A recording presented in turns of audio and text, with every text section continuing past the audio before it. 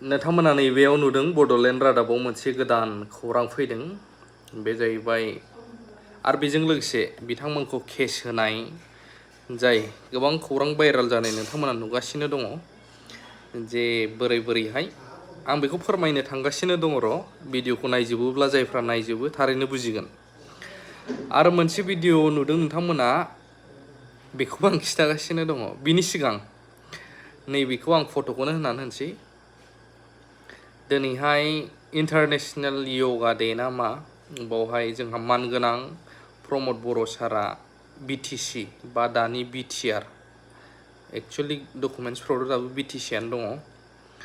बिटिआरनि लांगोना मेन अफिस लांगोनायावहाय योगा खालामनाय नुदों बे दा बावहाय सोरबा कमेन्ट होनायखौ आं नटिस खालामदों नायदों योगानि थाखायनो आन्दालन खालामदोंमोन नामा बिगुर बेफोरबायदि आं बाव मोनसेल' खोथा बुंनो गोसो जायो बेफोरनो जाबाय परिबर्तनब्रा बेफोरनो परिबर्तन सोलायनाय 17 इयार्स 17 बोसोराव हाग्रामाया जिखौ मावफेराखैमोन मानगोनां प्रमद बर' सारा मावनानै देखायदों बेफोरनो जाहैबाय परिबर्तन सोलायनाय जेखौ होनो बेखौ दुखु मोननानै लाब गैया रावबो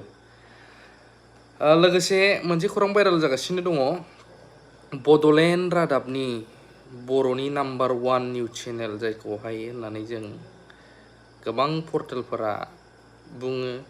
मिथियो number 1 news channel of Bodoland बिथांमोननि बेयावबो लिरनायबो दङ नाम्बार 1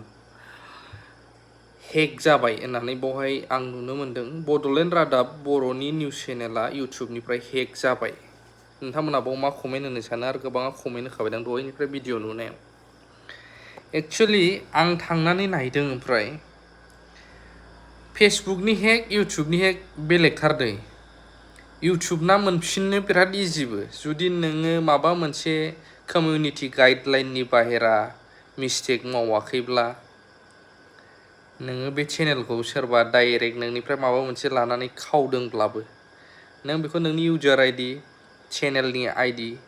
बेफोरजों आरो नोंनि प्रपार इउटुबाव जायफ्रा मनिटाइज जाखानाय नोंना सिगां मामोन बैफोरखौ होनानै रिपर्ट खालामहरबानो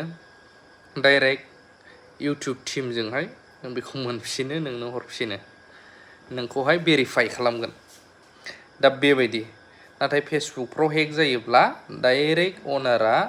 पेजना बै जाहैयो नालाय बेखौ रिकभार खालामनो बिराद थान आरो हाया गोबाङावनो नाथाय आं बावहाय नायबाय गोबां नायबाय आं बड'लेण्ड रादाबनिखौ दा बड'लेण्ड रादाबनि 2.46 लाख साबस्क्राइबार गोनाङा माने 246K साबस्क्राइबार गोनां चेनेला हेक जाबाय होननानै खौरां होदों गावसिनि निउज चेनेलावबो सरि दा हेक जाबाय बावहाय नामा दङ कार्डान' फाउन्डेसन लिरनाय दङ दहायनिफ्राय गोबाव जाबाय दे आं दासो नै भिडिअखौ मोनानानैसो बानायदों खिन्थु बहुद दहायनिफ्रायनो दामगासिनो दङ हेक जाबाय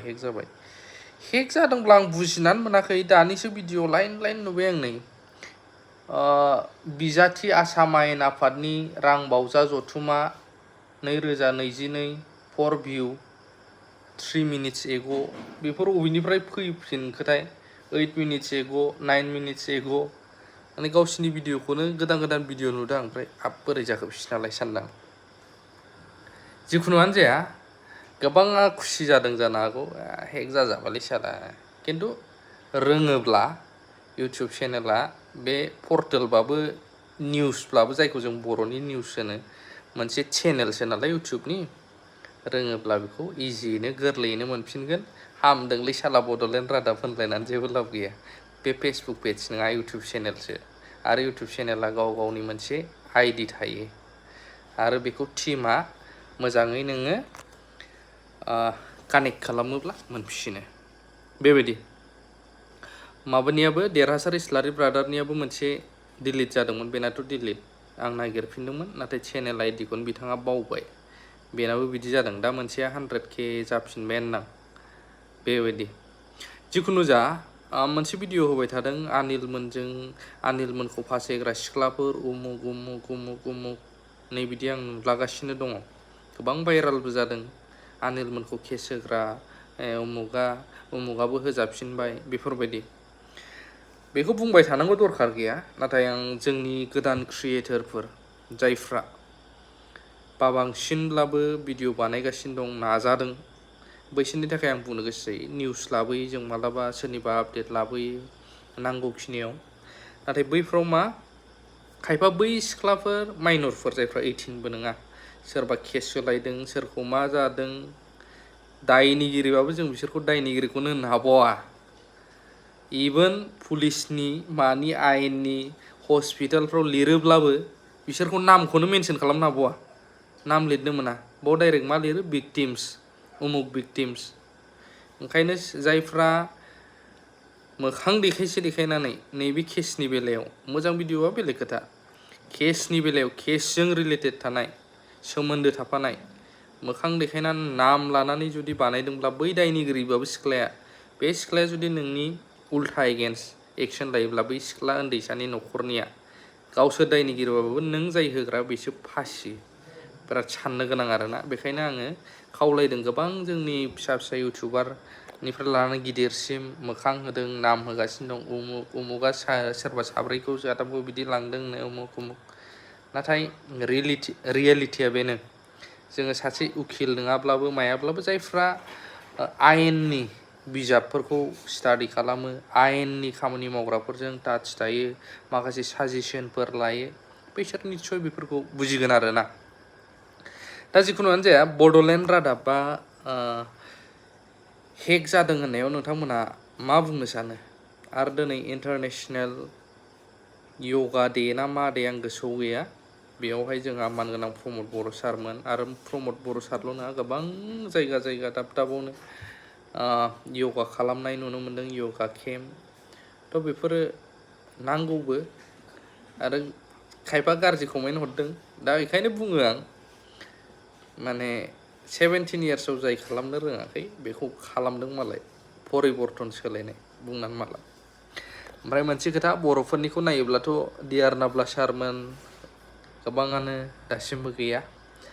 दा बावहाय आं जारिमिनखौसो सानो जारिमिनखौ नोंथांमोनाबो फरायनो मोनदोंदां जोंहा बर'नि राजा इरागदाव बिथांनि बिसिया सोरमोन इन्दुप्रभा मणिपुरि दा मा जादों राजानि आखायाव दंमोनबाबो जोंनि बर' रायजोआ हिन्जावनि फाव फान्दायनायाव जोंनि माखासेया मणिपुराव थांदों डिमापुराव थांदों होननानै जों खोनायो बिदिब्ला जोंनियाबो बर'निया बेलेगनावसो थांसिगोन नामाब्रा सानफ्लांलायलाङो मालाब्ला बेबायदि कमेन्ट होनो हागोन आरो जायफ्रा गोदान साबस्क्राइब खालामनो हागोन बिदिनो आं माखासे आपडेटफोरखौ लाबोलाबाय थायो जा दाजा खायफा इन्ट्रेस्ट मोननायफ्रा नायो स्पट आपडेट आरोना आं सानो दे आं इसिबां मोजां नलेजेबोल भिडिअबो होनो रोङा थेवबो नोंथांमोना गोबाङा अनसायग्राबो दं गोबाङा रागा जोंग्राबो दङ नायनो हायैबो दङ नाथाय अनग्राफोरबो गोबां दं आं बेखौबो बुजिगौ थेंक इउ भेरि माच फर वाचिं लाभ इउ अल जोंहा बर'फ्राव गोबां खम बर'नाव नांबावगौ बयबो जायफ्रा इन्ट्रेस्टेड मस्ट वेलकाम इउटुबाव नाजा लाभ इउ अल जाय बिथांमोना हेक खालामदों बिथांमोना जुदि गुबुन भिडिअ एबा गुबुन फट'खौ एगारोबा जोंनि सायाव जेबो साननाङा मानो होनोबा बड'लेण्ड रादाब इउटुब चेनेला दासान्दि दायो जोंनि आखायाव गैलिया